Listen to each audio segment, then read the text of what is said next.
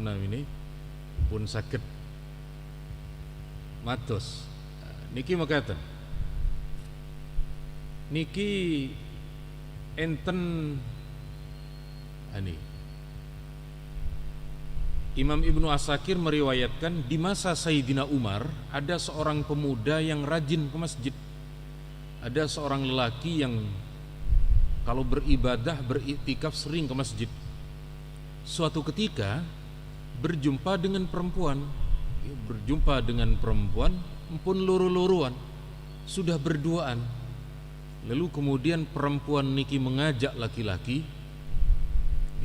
terhadap laki-laki, dan laki-laki niki hampir tergoda untuk kemudian ngeladeni ataupun berbagi nafsu. Kemudian setelah dia berzikir, dia ingat kepada Allah, apa yang kemudian dia lakukan niku salah. Masya Allah, iki keliru nih. Niki nek tiang lawas Pak, nek tiang sak niki mumpung gak ono CCTV lanjut mawon. Niki orang-orang dulu, nek sak niki nggih berbeda Pak. Setelah pemuda tersebut sadar bahwa yang dihadapannya itu adalah belum ada ikatan pernikahan dan lain sebagainya, fagharra maghsyian, dia kemudian semaput Pak. Kemudian setelah semaput lalu mati. Setelah mati dikubur. Sakman tuni dikubur niki, faja'a Umar, Sayyidina Umar takziah. Kemudian Sayyidina Umar datang ke kuburnya di malam hari. Fa shalla ala qabrihi bimam ma'ah. Lalu Sayyidina Umar niki salat jenazah di depan kuburnya. Kita sampun menjelaskan hukum niki terkait salat jenazah di atas kubur, ngiten riwayat Bukhari. Lalu di atas kubur niki Sayyidina Umar niki dawuh, ya fata, wahai pemuda yang baru saja mati, waliman khafa maqama rabbih jannatan, orang yang takut kepada Allah dia akan mendapatkan 2 surga. Orang niki, pemuda niki mati, dia menyalahi kesadarannya, dia menyadari kesalahannya, lalu kemudian dia mati. Lalu kemudian niki, apakah kamu di dalam kubur sudah mendapatkan kenikmatan yang dijanjikan oleh Allah? Wa ajabahul fata min dakhilil qabr. Kemudian dari kuburan itu ada jawaban, ya Umar, qad a'tani rabbi.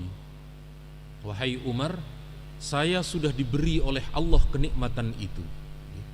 Jadi orang-orang yang menyertai Sayyidina Umar niku menyaksikan dialognya Sayyidina Umar dengan kuburan niku. Sekali lagi niki bagi pendapat yang kemudian kemungkinan bisa dan terjadinya komunikasi niku. Tapi nek kula kali panjenengan nggih ningali piyantune riyen nggih. Nek kula kados seperti Habib Lutfi kula percaya. Tapi kalau masih belum mencapai derajat tertentu lah kok ngomong bicara ngaku bisa bicara dengan alam kubur, kula tanglet riyen kuburan pundi niku. Terus ada niki enten Rasulullah bersabda demikian.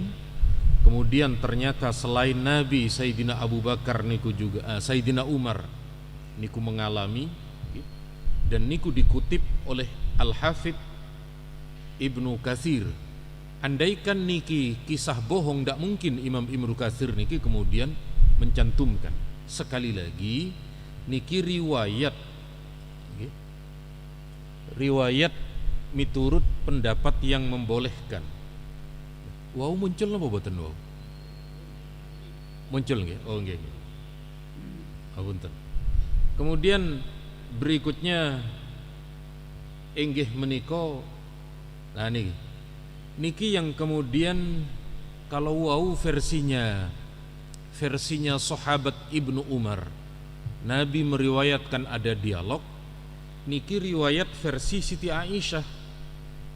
Siti Aisyah kata beliau menyampaikan ayat ini, innahum la ya'lamuna al-an annama kuntu aqulu lahum haq. Kata Siti Aisyah, Nabi bersabda bahwa mereka yang di alam kubur niku mengetahui terhadap keberadaan Rasulullah, tetapi niki waqad qala innaka la tusmi'ul mauta, wahai Muhammad, kamu tidaklah bisa memperdengarkan atau menjadikan mereka yang di alam kubur itu bisa mendengar. Niki yang kemudian dijadikan dalil biasanya dari saudara kita dari Salafi niku menggunakan riwayat Siti Aisyah niki yang berdasarkan dalil Quran bahwa orang yang hidup tidak bisa menjadikan mereka di alam kubur bisa mendengar. Tetapi dijawab oleh ulama Al-Azhar, maksudnya tidak bisa mendengar niku tidak bisa berdakwah mengajak. Kalau di dunia, orang di dunia oleh Nabi didakwai kan kemudian bisa ikut kepada Nabi. Kalau yang di alam kubur niku maksudnya tidak bisa mendengar ai sama aqbulil hidayah, yakni tidak bisa mendengar ajakan untuk mendapat hidayah. Terus ingkang namine perdebatan, ingkang namine dialog niku tentu pasti ada satu pendapat yang lain niku dilemahkan atau diarahkan. Sami seperti perdebatan hukum. Rien ketika kulo diminta hadir terkait masalah nikah beda agama niku ada dua pakar hukum gitu. Jadi ada yang mewakili dari Kemenak, ada yang mewakili dari Komnas HAM. Niku perdebatannya nggih ngoten. Oh ndak, itu maksud pasal ini maksudnya begini, setunggal nggih ngoten, bukan begitu. Kalau nggih namung meneng mau karena ndak menguasai ndak menguasai yang ada di dalam pasal-pasal ayat-ayat hukum tersebut. Cuma kalau ngerti, oh niki kalau di lingkungan agama, di lingkungan hadis niku perdebatannya mekaten ternyata sama cuma beda isi. Nah, kemudian sak meniko apakah mereka yang di alam kubur itu betul-betul hidup? Niki sampun nate kula sampaikan, cuma kula ingin mempertegas lagi. Niki misalnya yang terdapat di dalam surat Al-Baqarah, ya, Al-Baqarah 154, wala taqulu liman yuqtalu fi sabilillahi amwat. Niku ayatnya sampun medal. Jangan kamu katakan orang yang gugur di jalan Allah itu mati, jangan, mereka itu hidup. Hanya saja kita yang tidak tahu. Kemudian di ayat yang lain, wala tahsabanna alladhina qutilu fi sabilillahi amwata bal ahya'un 'inda rabbihim yurzakun. Niki sampun jelas niki kalau niku adalah orang-orang yang gugur dalam Allah. Kalau orang biasa terus pundi sami enten ayatnya dan juga enten hadisnya. Terus ten mriki niki sekedap kula pendet ingkang ayatnya riyin.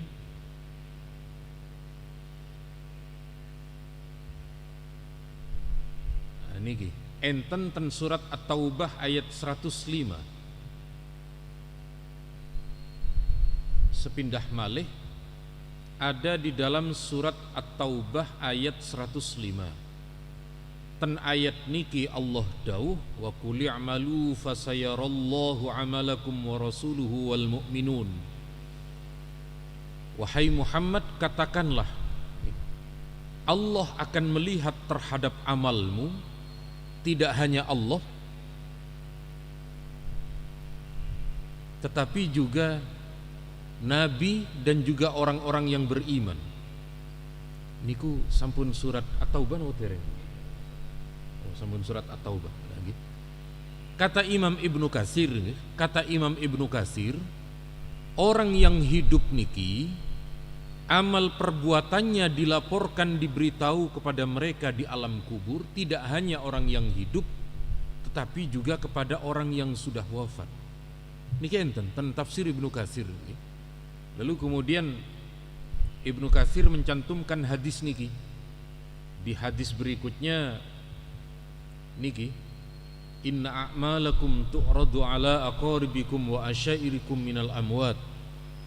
Sungguh amal kula kali panjenengan, amal kita orang yang masih hidup ini oleh Allah diberitahu kepada mereka di alam kubur, kepada kerabat, kepada sederek atau siapapun itu, sehingga kemudian kalau yang diperlihatkan itu amal baik, maka yang di alam kubur itu kemudian mereka bergembira, berbahagia. Kalau yang dilaporkan kepada mereka di alam kubur niku jelek atau buruk, maka kemudian mereka berdoa, Allahumma la tumithum hatta tahdiyahum kama hadaitana. Ya Allah, jangan engkau matikan anak cucu kami sebelum engkau memberi hidayah kepada mereka sebagaimana engkau memberi hidayah kepada kami. Terus sepindah malih niki kula kali panjenengan intine soal antara kehidupan di dunia dengan di alam kubur bisa terjalin komunikasi nopo boten, niku ulama beda pendapat dari dulu. Sama seperti yang ada di alam dunia ke alam kandungan. Nek riyen dereng saged, tapi sakniki sampun enten ilmune, yakni USG niku kan bisa diketahui. Bahkan yang dari luar niki bisa merangsang apakah dengan bacaan Quran ataukah dos pundi kepada yang ada di kandungan. Niku kan semacam komunikasi, tetapi masih belum bisa lebih jauh. Mungkin andaikan dari dunia ke alam kubur niki enten teknologi niku mungkin bisa dirasionalkan. Cuma kulo kali panjenengan dereng nate semerep, ada orang mati yang di dalam kain kafannya niku dibekali dengan CCTV atau dibekali dengan HP napa tos pundi mangke setelah dikubur napa enten miss call napa tos pundi nggih. Cuma nggih jangan coba-coba ngoten mawon lah. Artinya sekali lagi monggo silahkan percaya, monggo tidak nggih boten napa-napa. Kulo hanya menyajikan pendapat dari ulama baik yang pro ataupun yang kontra. Kemudian saklajengipun niki ada beberapa hadis yang diulang oleh Imam Bukhari terkait dengan masalah siksa kubur nggih. Tapi niki kalau wingi pada pertemuan Rabu yang lalu kita sampun membahas tentang dalil-dalil keimanan riwayat yang berkaitan dengan siksa kubur.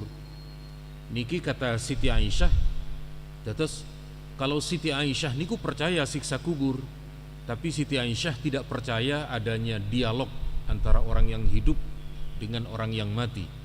Tapi menurut Ibnu Umar enten kejadiannya. Karena kejadian Nabi dialog dengan orang mati niku kan di luar nggih, di Qalib niku di tempat perang Badar, sehingga Siti Aisyah tidak menyaksikan karena Siti Aisyah hanya berada lebih banyak di dalam rumah.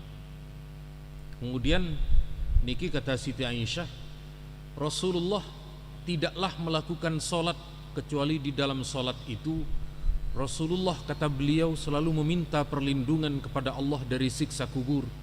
Lalu kemudian di antara doa Nabi adalah minta keselamatan, minta diberi perlindungan dari siksa kubur. Dan dalam riwayat Ghundar, dalam riwayat yang lain, Nabi bersabda, adzabul qabri haq, siksa kubur itu betul-betul nyata, benar-benar ada.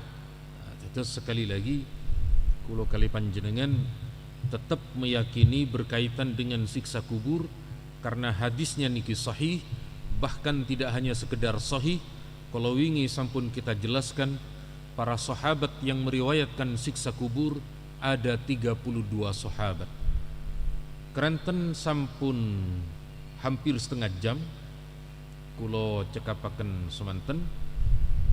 Sekedap kulo tingali ten kolom chat nopo pertanyaan atau nggih, monggo Prof. Nggih. Tapi sakit kedengaran nggih. Nggih. Nggih.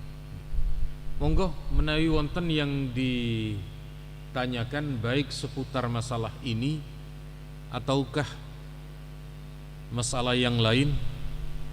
Dan masalah niki tidak semenegangkan beberapa bulan yang lalu nggih. Niki pun roto akhir dari bab jenazah nek wingi-wingi bahas kuburan, bahas ngedusi mayit barang. Monggo menawi wonten yang ditanyakan saya persilahkan.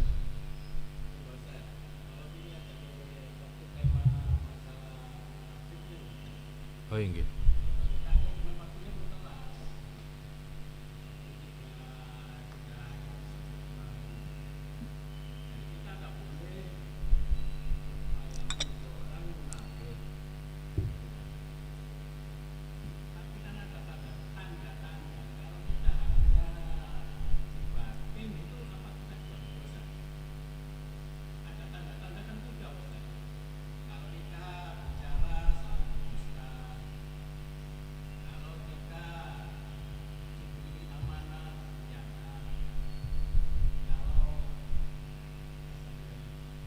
Berjanji.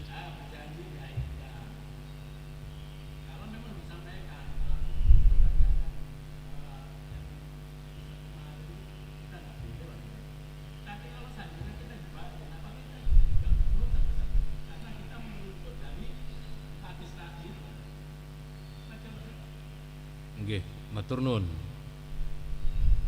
Dados betul nggih. Hadisnya niku sampun populer, ayatul munafiki salasas. Tanda-tanda munafik niku ada 3, niku sampun populer. Cuma yang perlu kita ketahui, kita lihat di dalam Al-Qur'an niki Allah menggambarkan orang munafik dan sekaligus tanda-tandanya niki wonten ten surat An-Nisa ayat 142. Dan ayat niki innal munafiqina yukhadi'una Allah wa huwa khadi'uhum wa idza qamu ila sholati qamu kusala yura'unan nasa wa la yadhkuruna Allah illa qalila. Dan ayat niki karena dulu kan ada orang-orang munafik di zaman Nabi. Orang munafik itu ketika dia mau melakukan sholat, dia itu malas, aras-arasan. Lah kula kali panjenengan kan nggih kathah, Pak. Yang mau sholat aras-arasan niku. Yura'unan nas. Dulu orang-orang munafik niku kalau dia sholat dia riya, dia pamer. Lah kula kali panjenengan kok sholat pamer ingin dipuji, sholat pamer supaya mendapat kenaikan nopo misalnya dan seterusnya, niku sekali lagi juga bagian dari sholat riya. Wala yadhkurunallaha illa qalila. Dan mereka tidak berzikir kepada Allah kecuali sedikit, boten kathah. Nah, makanya kula kali panjenengan kok seenten wayahe sholat kok berat, kok abot, aras-arasen, niku juga salah satu tanda.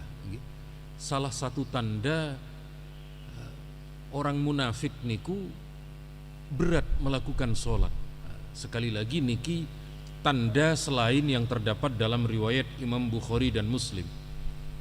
Terus pundi kalau cuma kerentek, terus pundi kalau cuma sekedar bisikan. Menawi sekedar bisikan, sepindah malih kalau cuma sekedar bisikan niku dereng. Kula tunjukkan hadisnya ten mriki mekaten. Terus enten satu riwayat hadis, enten mekaten, enten satu riwayat niki terdapat dalam riwayat Imam Muslim. Tetes ngeten, mugi-mugi mangke saged ditampilkan ten mriki enten bisikan nafsu niku perkataan hati nggih. Perkataan hati atau bisikan di dalam hati. Bisikan di dalam hati niku enten 4 tingkat. Sepindah malih enten 4 tingkatan.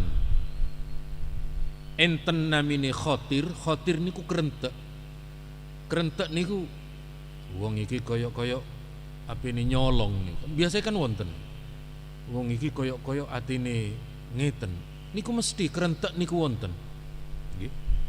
2 tingkatan setelah kerentek dan kecondongan ati, wong iki pancen betul-betul akan niku pun kecondongan niku dereng dicatat sebagai bentuk dosa. Baru nek pun ngomong, oh pancen sampean niki munafik, niku pun omongan, pun menjadi kata-kata niku pun benten. Cara napa namine cara sakniki nggih pun pencemaran nama baik atau perbuatan yang tidak menyenangkan. Maka ten mriki enten satu hadis. Niki ayatnya, niki hadisnya dari dereng medal ten mriku. Ten hadis niki malaikat dawuh, ya Allah, niki enten hamba panjenengan akan melakukan keburukan. Malaikat niku pun nyatet, Pak. Pun nyatet apa yang akan dilakukan oleh manusia keburukan. Allah dawuh kepada malaikat, urkubuh, kamu awasi dulu malaikat. Kalau orang itu masih sekedar kerentek, masih sekedar niat, jangan kamu catat, jangan kamu tulis. Kecuali nek pun misuh, nek pun muring-muring, pun mencaci maki, baru kemudian menjadi catatan dosa. Tapi nek sekedar kerentek niku boten. Nek kerentek niku dosa kathah, Pak, kula kaliwan jenengan, Pak. Ketemu wong ayu mawon kerenteke macam-macam nggih. Nah, terus sekali lagi intine dereng, kalau masih kerentek dereng. Monggo menawi tasik wonten setunggal malih terakhir, monggo.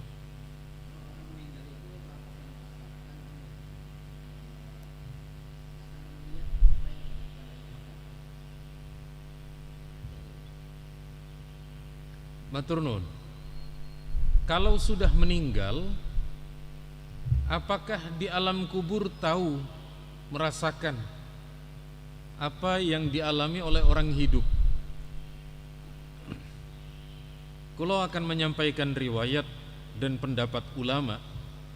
Cuma tolong kulo garis bawahi riyin, jangan anggap kulo sebagai khurafat. Wong kulo enten dasare kok. Tetes ngeten. Niki kan kadang kalau di luar nalar rasional lalu dianggap khurafat. Padahal enten dalili, enten dasari. Niki enten ten riwayat Imam Ibnu Abid Dunya. Ten hadis niki Nabi dawuh, ma min rajulin yazuru qabra akhihi wa yajlisu indah illa sta'nasa bihi wa radda alaihi hatta yakum. Tidak ada di antara kita yang datang ke kuburan, ke makam orang tua, ke makam kerabat, lalu kita duduk di dekatnya, kecuali saudara kita yang di kuburan itu bahagia, senang dengan kedatangan kita.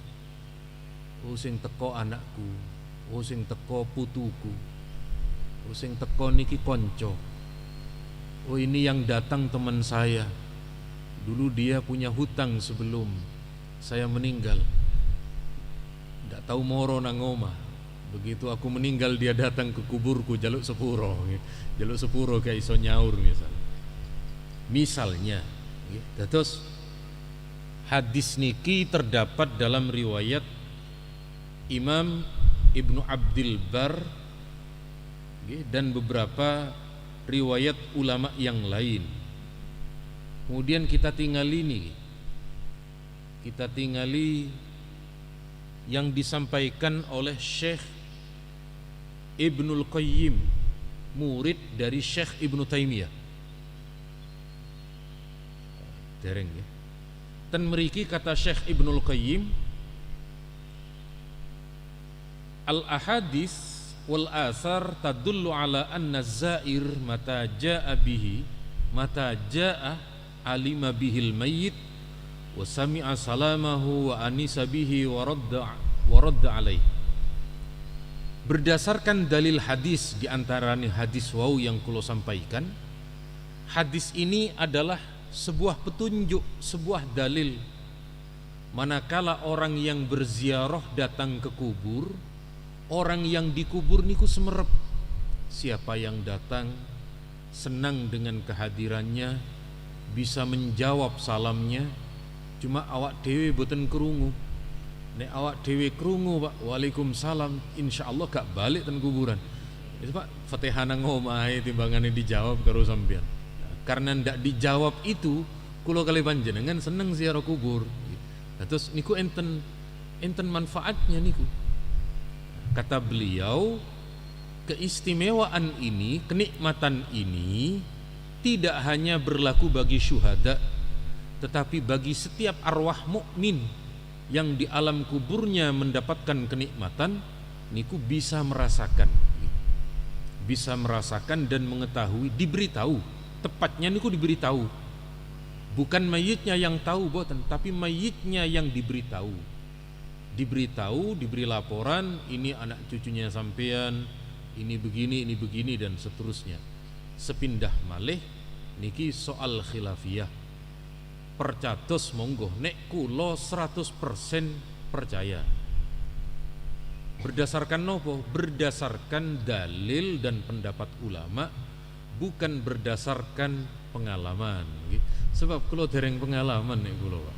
Nek pingin panjenengan ngalami riyen nggih monggo, kula tidak bisa menghalang-halangi nggih. Berarti nek sampun pengalaman nggih berarti sampun innalillah. Niku sepindah malih.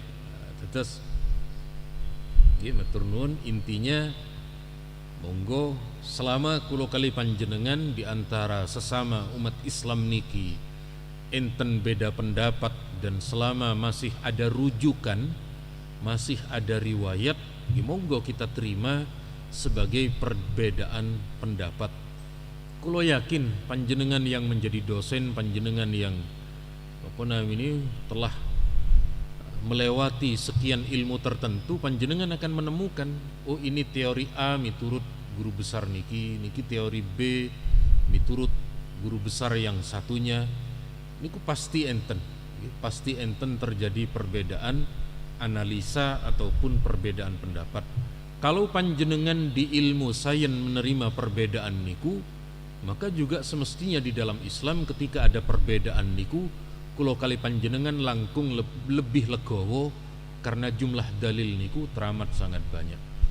Saking kulo cekap semanten, mugi-mugi sedaya pinaringan sehat walafiat panjang umur, lan mugi-mugi bisa mempercayai tanpa harus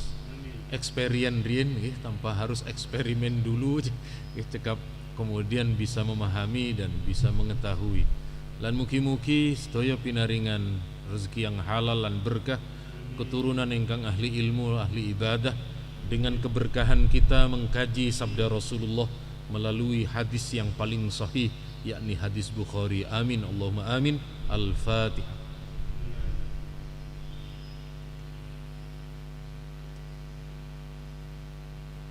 Matur nuwun sedaya lan nyuwun ageng pangapunten. Subhanakallahumma wa bihamdika asyhadu an la ilaha illa anta astaghfiruka wa atubu ilaik. Assalamualaikum warahmatullahi wabarakatuh.